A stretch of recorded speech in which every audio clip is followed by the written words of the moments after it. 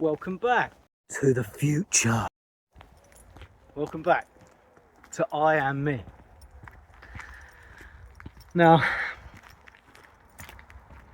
I recently had some old acquaintances reach out,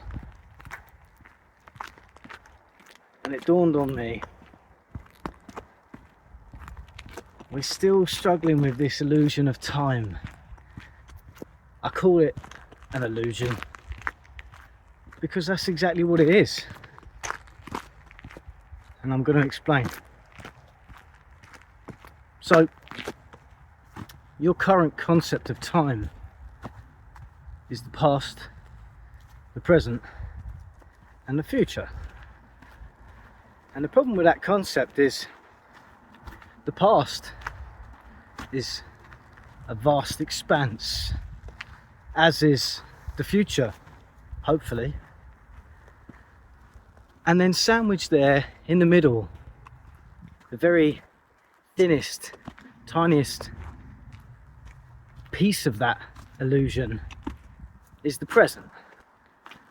And the present is always fleeting. Like this moment right now is no longer this moment right now, because by the time you've already said it, it's already in the past. Almost like the present is like a rocket ship, and you're on the rocket ship of the present, just I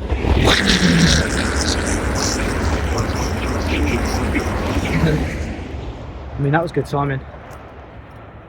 You're just fucking, you're flying off into the future, leaving the past behind you. Like you're on a boat, and the boat is cutting through the water. You look over your shoulder and you can see the wake, the ripples of the water behind you, which inevitably end up fading, and what was once there before the boat returns, and everything goes back to how it was before, which then kind of makes your now seem quite insignificant when you consider it like that, because, well, the boat just tore through the water, leaving a huge ripple, a wake in its path, and in minutes, less than, it's almost as if it never was. And that's kind of how I want to consider time being in actuality, because for most of us, our past is still our present. We spend an inordinate, what's the word? Oh my lord. We spend an unbelievable amount of time fixating on the things that once were, what had happened, how it happened, who did it to us, or whatever.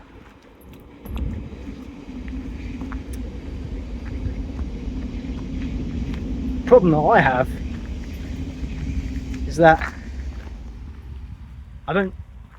I no longer believe in the past or the future, because you can't go there. You couldn't get in the car, drive to the past or the future. You can't visit it in a time machine. The reason why we haven't developed a time machine is because it's impossible to flip through time like you would a magazine.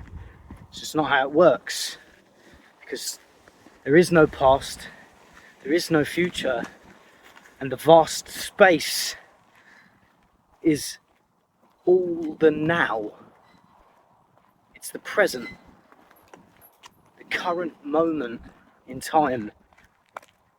That is the only moment in time that exists.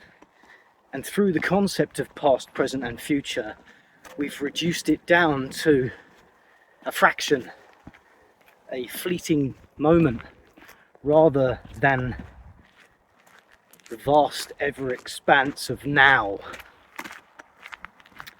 And with that in mind, I'd like you to consider how often you waste your now thinking either about what was or about what will be. It's so easy to fixate on what was, because we can easily see how what was has created what is. But we are forgetting that what is has created what was and what will be. I.e., when you think of one of those traumatic memories from your past, you start to experience it in your heart, in your head, in your body, your emotions, your senses. They start to relive it as if it is happening all over again. And that's because your mind doesn't know the difference between what's real and what's imaginary, because your mind is only observing reality through your perceptions of it. So if you're continuously digging up the painful memories of the past, reliving them, speaking about them, or even just using them as an excuse as to the reason why you are the way you are, or the reason why I can't do the things you really want to do, you need to recognize that you are pulling the pain from your past into your present, and it is fucking up your future. We spoke in our last video about how the ripples that you send out into the universe, they find their way back to you. So often you'll find yourself standing in the exact same scenario that you had envisioned. You know, planned for the worst, hope for the best. You'd thought out how you could avoid the worst case scenarios, and no matter how vigilant you were, you always end up standing in that exact same outcome. And the first thing that comes to your lips, first words that come to your lips are, I knew that was going to happen. And that's the issue.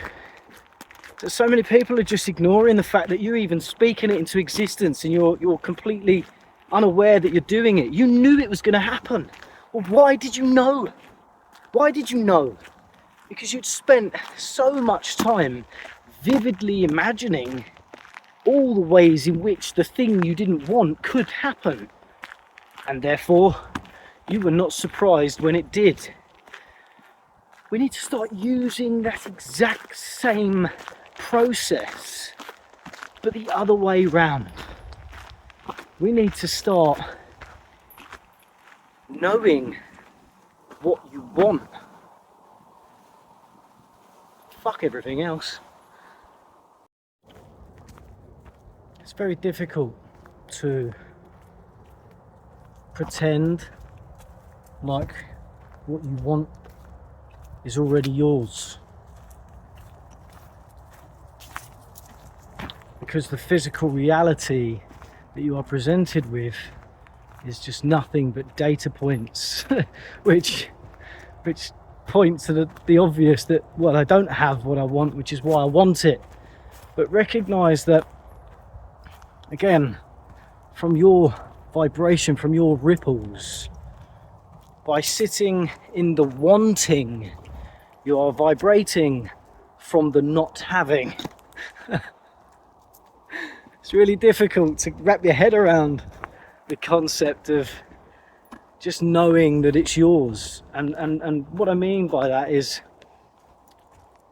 regardless of how bad things have ever been, somehow, in some strange way, it does always just end up working out.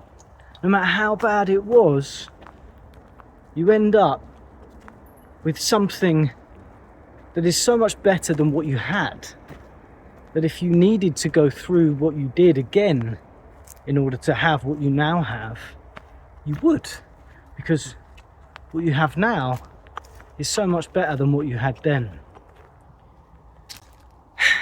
But where are you going when you're thinking about what you had then? You're going back to a moment in time. But is it really a moment in time? Or is it just a snapshot of your experience from the now? We all have these snapshots, these thumbnails, these captions, these moments from our past, which in some way defined who you are right now. And if they didn't, you wouldn't have held on to them. But they were your takeaways from those moments, which made them a thing. You don't remember every day. You don't remember, every single second of your physical existence, because you haven't tied any significant outcomes to every single second of your experience. So why are we doing that to certain ones? Why is it usually only the bad ones? Also, the good ones. We do hold on to the good ones, but the bad ones always just seem to outnumber the good ones, don't they? Unless you take a shitload of magic mushrooms and have some strange realization in the woods. You'll be convinced that the bad memories are massively outweighing the good. But they are just, again, they're your snapshots. You're the one with the camera. You're the one taking those moments, you're captioning them and putting them in the scrapbook of life that you then flip back through. So I guess if you are in control of it, then don't be in control of it subconsciously. Seize control of it consciously. Be aware that you're doing it. If you're having a negative emotion, you'll feel it. When you're feeling that negative emotion, recognize that anything that comes from that vibration, it's not helping you. It's never helping you. And so be aware of it. Thank it, because the concern that you're feeling, the anxiety, the dread, is coming from places of wanting to keep you safe, right?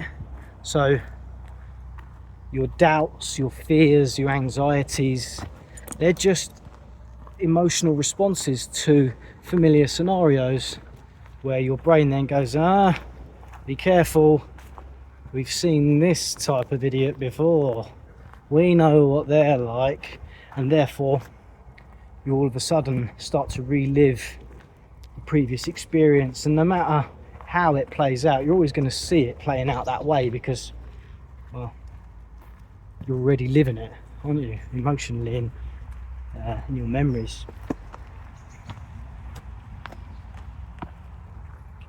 Get lost in the positive stuff.